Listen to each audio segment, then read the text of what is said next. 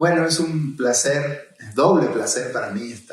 poder compartir este espacio. Doble placer digo porque, en primer lugar, por lo que implica compartir un espacio para Encartes, un proyecto al que le tenemos mucho cariño, y por otro lado, por poder estar hoy con una, ahora sí podríamos decir, amiga de toda la vida y compañera y colega entrañable, la Negra Lugones, que ha estado, viene desde la Universidad Nacional de Córdoba, en Argentina, y ha estado en Guadalajara, en Calas específicamente, en el Centro Calas, como Senior Fellow, con un proyecto del que nos va a hablar un poco ahora, espero, y que se titula Horizontalizar Poderes Judiciales, capacitación de agentes de la administración judicial en la Argentina del presente. Bueno, Negra, gracias. Muchísimas gracias, Encarte, por el convite desafiante para hacer esta entrevista, y muchísimas gracias a Mario Schuffer, que es profesor de la UAM Xochimilco, investigador Argenmex, me animaría a decir, sin ningún lugar a dudas, formado en la Universidad de Córdoba, con el que tuve la suerte de compartir el cursado de muchas materias de la Escuela de Historia, de la Facultad de Filosofía y Humanidades, y que también, quizá por esa escuela y por un convite específico de Selma Agüero, lo trajo ya para quedarse hace más de 20 años al Colegio de México, y luego ha seguido trabajando aquí, pensando, diría yo, las cuestiones no solo con un horizonte de preocupaciones que tienen que ver con Argentina, sino también en paralelo con Argentina. Para mí, públicamente, en mucho de lo que yo pienso, aquí cabe aclarar que los errores corren por mi cuenta, pero que desde aquel momento en el que me comenzó a prestar sus apuntes de clase en la Escuela de Historia, gran parte de lo que yo pienso no podría haber sido pensado sin Mario Schuffer. Bueno, qué halago. Bueno, Negra, pensaba recién cuando te escuchaba, de hecho, bueno, fuimos compañeros de la Escuela de Historia, y bueno, ahí empezamos a pensar muchas cosas y demás, pero hoy, digamos, lo que trae a Calas, lo que te trajo a estas latitudes, digamos, y a pensar, y desde hace muchos años, varios años por lo menos, desde las últimas interlocuciones que hemos tenido y los últimos espacios compartidos académicos, digamos, podrían encauzarse, creo no equivocarme, bajo la rúbrica de las antropologías del gestionar, digamos. Y que vamos a hablar un poco más alrededor de eso, en términos de la gestión, como, bueno, de las gestiones, de las modalidades de gestión, como formas de ejercicio cotidiano del poder, como formas de creación, de creación y de modulación de las subjetividades. Pero si tomamos en cuenta que tu inicio tiene que ver con pensar históricamente, que tiene que ver con pensar los materiales específicos de la historia, documentos, archivos, mi primera pregunta sería, ¿de dónde arranca? ¿Dónde ubicarías vos el primer momento de esa preocupación y bajo qué modalidades? Esa preocupación por las gestiones, por el gestionar, por estos ejercicios específicos. Habría como dos planos de la respuesta. Por un lado, uno que veníamos conversando antes de empezar a filmar, a grabar hoy, que tiene que ver con esa escuela de historia de la que tuvimos la suerte de ser estudiantes, y allí podríamos localizar un fuerte impacto de cierta tradición, de anales, pero combinado, aquí corregime, completame, Mario, con la microhistoria, con un giro antropológico de la historia, y con una preocupación que quizá no, que le debimos al profesor Cayo García por la cuestión combinada, epistémica y metódica, pensada sin solución de continuidad. Entonces yo diría que yo primero imaginé los materiales, es decir, trabajar con expedientes judiciales, y luego, en una trama sin costura, una pregunta que en ese momento era más intuitiva y que hace más de 20 años sigo revisitando, y es quizá para mí la pregunta más relevante en mi trabajo, que se puede colocar bajo una rúbrica de la etnografía documental. Porque yo tuve la suerte de trabajar con Adriana Viana y las formas en las que esta antropóloga brasileña muestra de qué manera no había que buscar una verdad ni un real más real por fuera de los expedientes, y también con una pléyade de investigadoras que estudiaron y estudian los actos de documentar, la constitución de especialistas en la producción de documentos, pero quizá mis obsesiones tienen que ver con la manera en la que en la producción, por ejemplo, de expedientes se modulaban las gestiones. Y ahí, para dar apenas una foto, pensar, por ejemplo, cómo en los subrayados, que yo sabía por mi experiencia como empleada de un estudio jurídico que las secretarias o la empleada que llevaban las causas hacían para que su señoría lea al momento de la audiencia o antes de tomar alguna resolución, que en esa materialidad había que prestar atención y hacerlo sin descuidar que eso se hace al mismo tiempo que se hace un tipo particular de ejercicio del poder que puede ser pensado miméticamente con nuestra forma de práctica de investigación histórica e histórico-antropológica. Porque creo que si nos cuesta tanto a veces reconocernos es porque vemos especularmente en el administrativo, en el empleado público, ese empleado público que somos, ese registrador que somos, ese productor de documentos, y mucho más que de documentos, porque aquí tengo que volver a nuestra, ya hablé de la prehistoria, ahora voy a hablar de nuestra protohistoria en común con Mario, tiene que ver con un proyecto de extensión universitaria, Expedientes en Extinción, que fue a la vez y sin ningún compartimento estanco, un proyecto de extensión, un proyecto de investigación, se formalizó como una beca de extensión que compartimos, pero que era una apuesta de investigación y una apuesta también de incidir creando un archivo. Porque otra cuestión que a mí me parece crucial y que para mí es clave, sobre la que vengo llamando la atención insistentemente, es que por lo menos en nuestras latitudes es notable cómo cada vez más historiadores y antropólogos creamos archivos y hacemos ahí centros de documentación, y por tanto también hacemos ahí instancias estatalizadas, con todo lo que eso incluye. Bueno,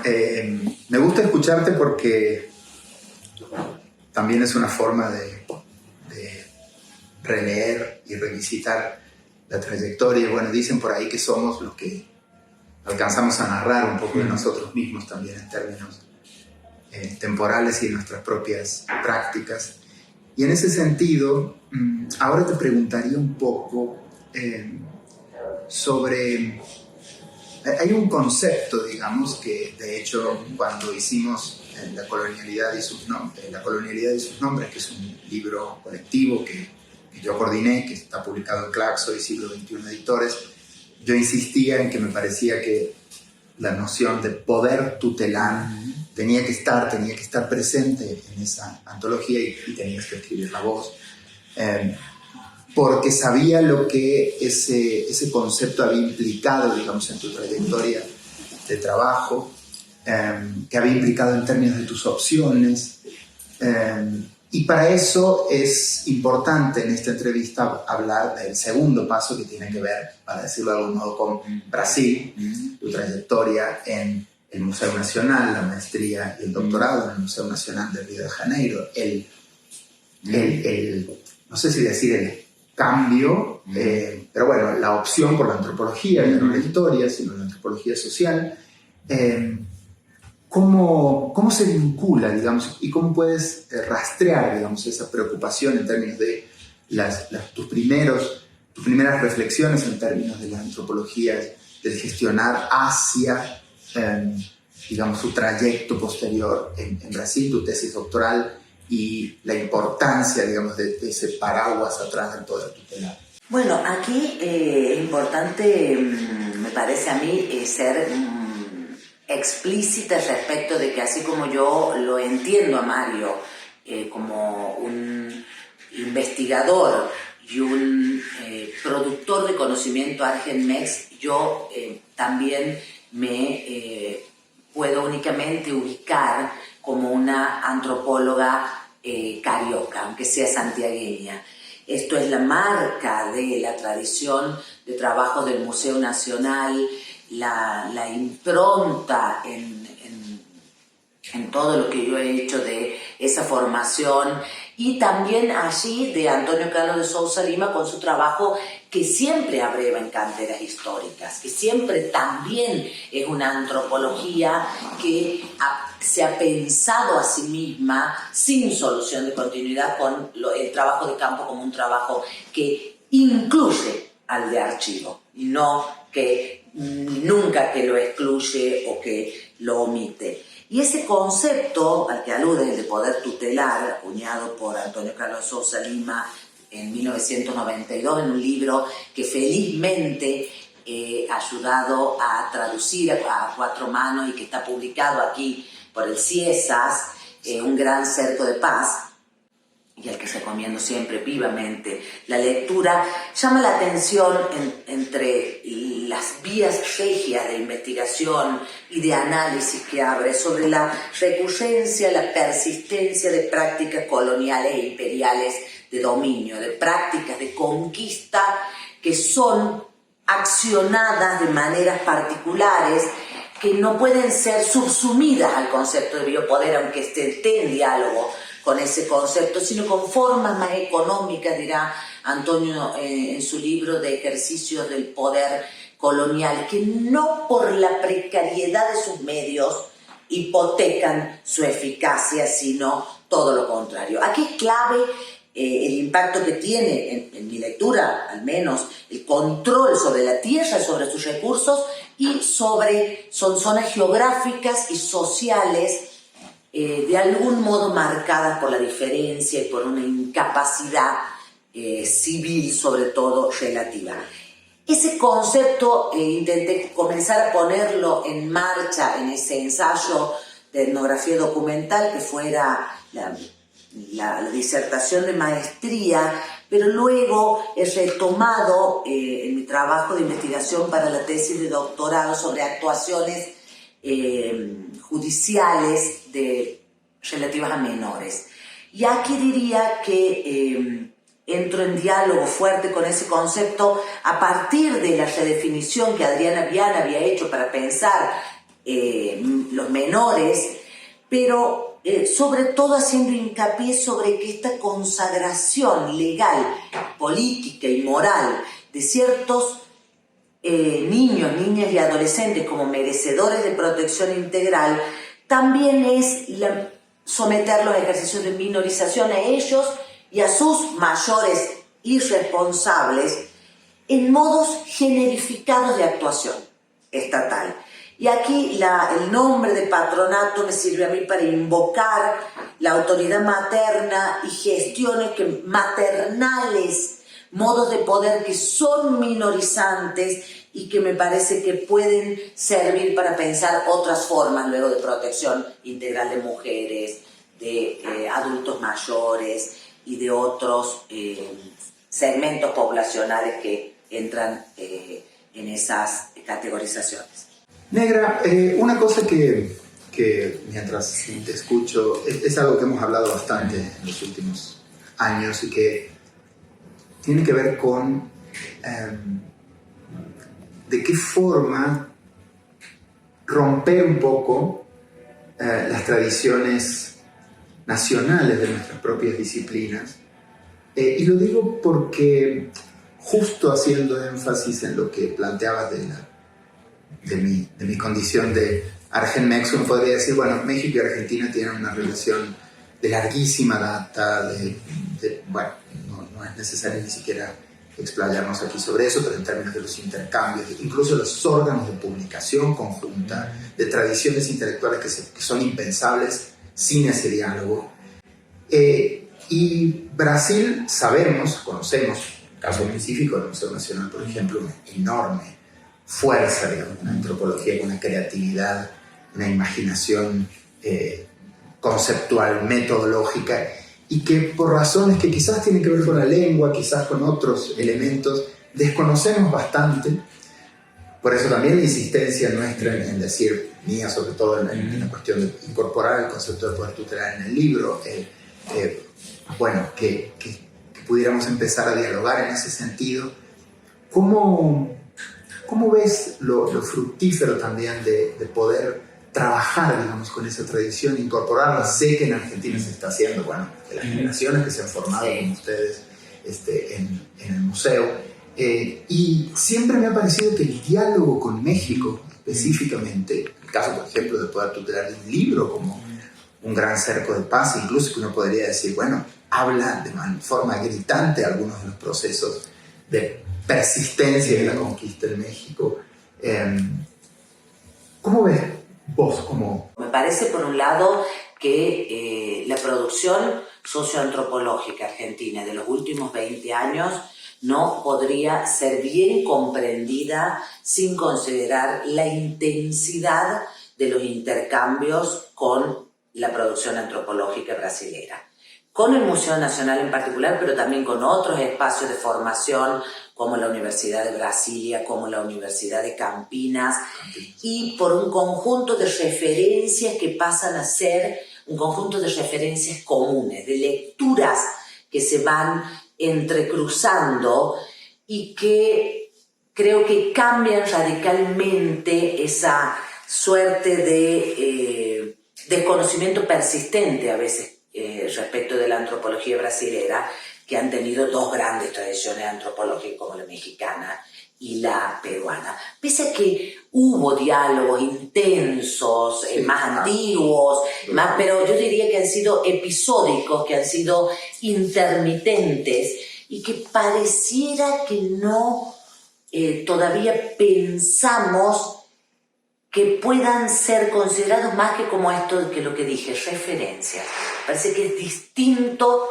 jugar esas apuestas conceptuales, metódicas o descriptivas en la propia apuesta conceptual, metódica o descriptiva, y no como una referencia, como una mención, como una inspiración. En ese sentido me parece que es una excepción el capítulo, si no recuerdo mal, 5 de tu tesis de doctorado, donde sí pones la noción de poder tutelar para pensar la memoria tutelar. Es decir, cuando ya deja de ser, me inspiró el antropólogo tal y pasa a ser, eso me sirve o me sirvo o trabajo de esto, adopto esta idea para pensar con otro autor u otra casuística. Creo que esa también, por eso hablamos de antropología del gestionar, y aquí vuelvo a tu pregunta en plural, como fórmulas de gobierno que en nuestras latitudes pueden ser pesquisadas etnográficamente a partir de cuáles son los planos que hemos privilegiado, las dimensiones protectivas de la acción estatal, las implantaciones de las buenas prácticas por el potencial despolitizador que tienen al ser travestidas de técnicas, y en estos ejercicios de poder tiene un lugar nuclear central la pedagogía. Entonces, nosotras decimos, porque hablo en plural aquí femenino porque incluyo a María Lucía Tamanini y María Cecilia Díaz, que son estas pedagogías estatalizadas las que perseguimos también para poder rastrear performance administrativas que a la vez que hacen sujetos de Estado, producen subjetividades que sujetan y a la vez generan dependencias de las que después queremos liberarnos. Aquí hay una inspiración en Vina Das en su texto Teodicea, con su llamado de atención sobre que a la vez que se produce sufrimiento, se constituyen comunidades morales para lidiar con él. Y es en esa poco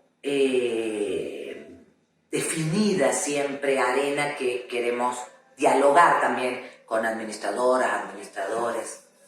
Bueno, hago una pausa. Me parece importante. Que se impone. Esto que quien vea la entrevista está escuchando también es parte del armado y de la antropología, se impone. Digamos, Sí. Y estamos en el cuadrante San Francisco Coyoacán, nuestro barrio vecino. Sí. Su santo está de fiesta y las bombas están entre nosotros, están aquí y bueno. Y forman parte de este encuentro. Forman parte del encuentro. Quisiéramos compartir. Una nota de color, porque bueno, es imposible que no se oiga. Te decía Negra que el doble engarce, digamos, de tus preocupaciones desde el inicio, epistémicas y metódicas, ¿no? Bueno, la propia noción de etnografía tiene que ver justamente con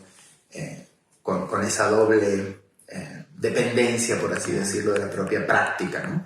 Y de la escritura. En ese sentido, me gustaría preguntarte por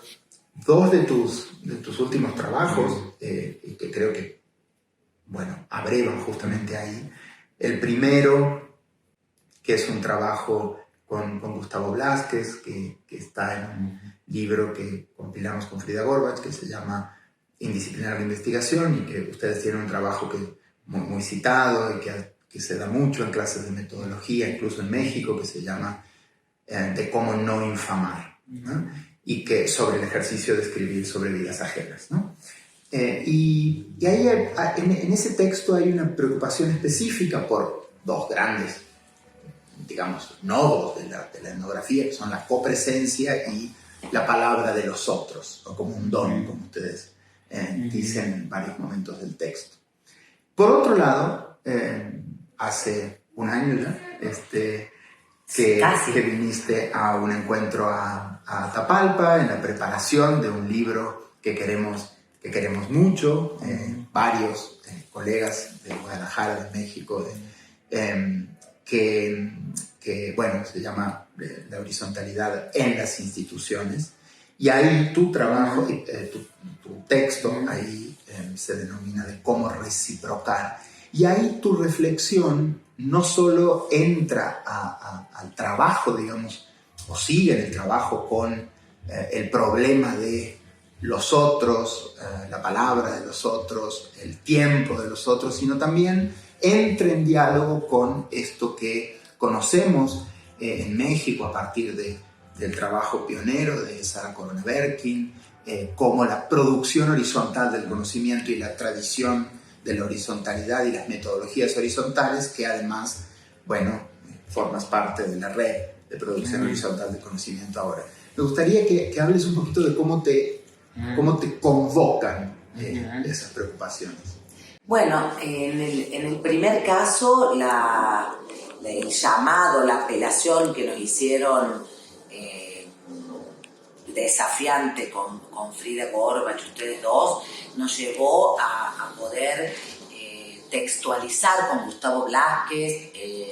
uno de mis maestros, que también me honra, y un colega con el que venimos trabajando hace ya una veintena de años y con el que también compartimos. Con Mario, la suerte de que haya sido en aquel momento jefe de trabajos prácticos en la Escuela de Historia de la Facultad de Filosofía y Humanidades. Y luego... Para la tradición mexicana, jefe de trabajos prácticos es un equivalente a un profesor asistente. Ahora también en Argentina se llama así. Claro. Y también ha sido orientado por Antonio Carlos Sousa Lima y forma parte de ese conjunto grande de argentinos que nos hemos formado en el Museo Nacional. Y ahí creo yo que que intentamos poder decir algo respecto de cómo, por un lado, vamos generando ese relato en la pregunta, en la demanda de una determinada narrativa, generamos ese relato, recibimos un presente y quizá el desvelo nuestro era cómo no envenenarlo, ese presente. Si todo presente de algún modo está envenenado, cómo no emponzoñarlo más y cómo no infamar. Y advierto recién en tu pregunta cómo reciprocar de alguna manera continúa el de cómo no infamar, porque es de alguna manera la posibilidad de problematizar la escucha, de poner en el centro de la escena nuevamente de qué hablamos cuando hablamos de la conversación, con prójimos que son más o menos próximos, es decir, de llamar la atención también con qué pasa en casos como en el de mis etnografías, donde los interlocutores también forman parte de camadas medias, de cómo la esis corporal, de cómo la cuestión de clase que nunca puede ser pensada sin también, para el caso cordobés y a partir de la escena cuartetera lo ha mostrado Gustavo Blázquez, sin género, sin racializarlo, y de también empezar a acotar eso que ya se ha vuelto, un texto que tenemos en Barbecho con Cecilia Díaz,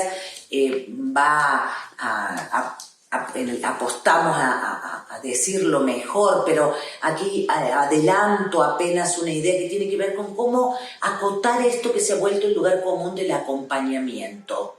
y cómo acotar esto de la copresencia. Entonces ponía el dedo en mi propia llaga respecto de si yo había estado presente cuando acompañaba online los juicios de lesa humanidad que se hicieron en la Argentina en la pandemia. Entonces esto también me permite retomar tu primera pregunta, es lo que me ha traído por aquí, es decir, vuelve sobre cuestiones que tienen que ver con las pedagogías estatales. Sabemos que el futuro de nuestras democracias está cifrado en el Poder Judicial y sabemos también de su deslegitimidad,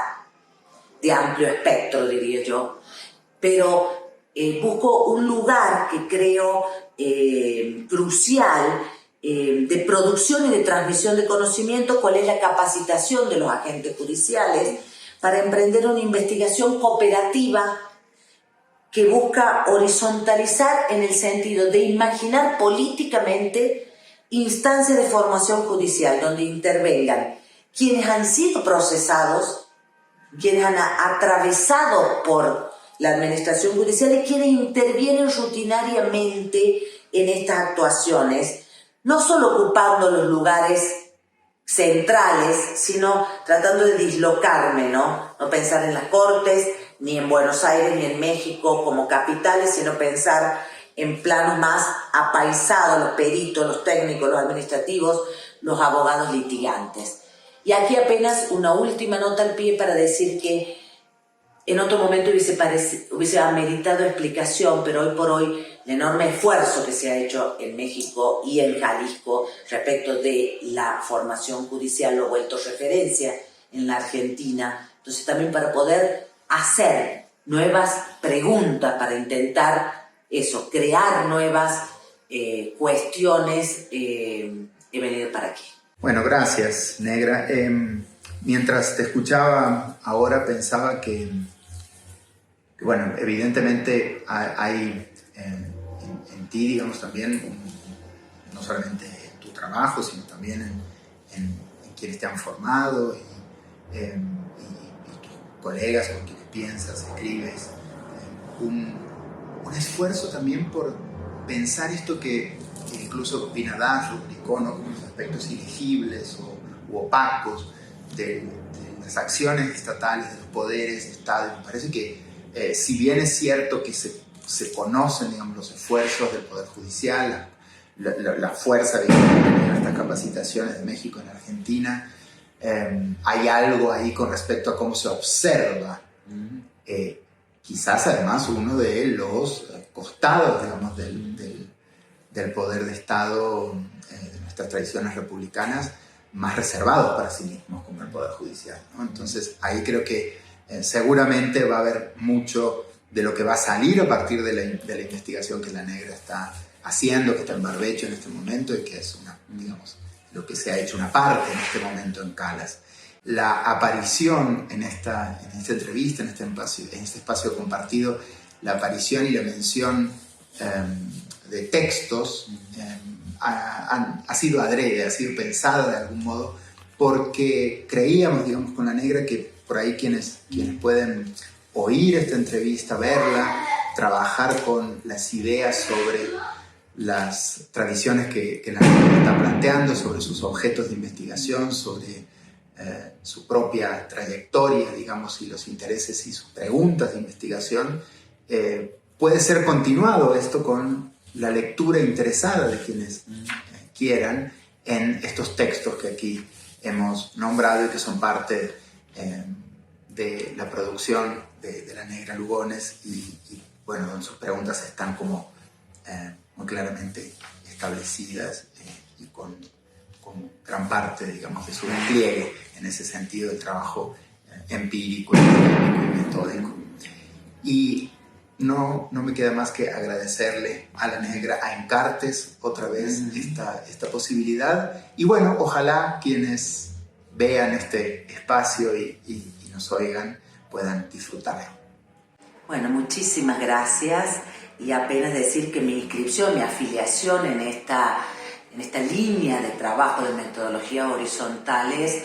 tiene que ver con una política de investigación que se funda en ciertos modus operandi combinados con una ética de pesquisa que implica no tratar nunca a los otros, las otras como informantes y que cree de manera muy intencional en apuestas que no necesariamente van a ser eficaces en la incidencia, pero que sí tienen esa vocación de seguir dialogando, no de denunciar ni de interpretar lo que otro está haciendo, sino de seguir la conversa con quienes estamos compartiendo nuestros trabajos de investigación. Muchísimas gracias, Encarte, y muchísimas gracias, Mario, porque no me habría animado a esta conversación filmada sin tu compañía. Gracias.